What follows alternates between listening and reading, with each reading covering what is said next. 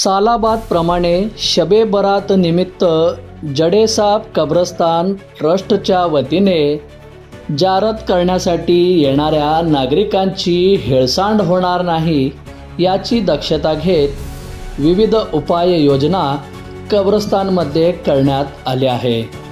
दरवर्षी या कब्रस्तानमध्ये शबे बरात दिवशी नमाजनंतर 50 ते 60 हजार लोक जारत व दुआ करण्यासाठी कब्रस्तानमध्ये येत असतात।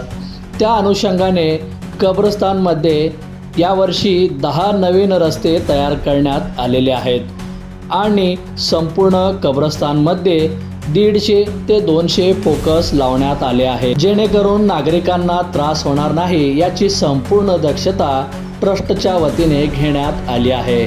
संपूर्ण कब्रस्तानमध्ये लाइटिंगची रोषणाई करण्यात आली आहे।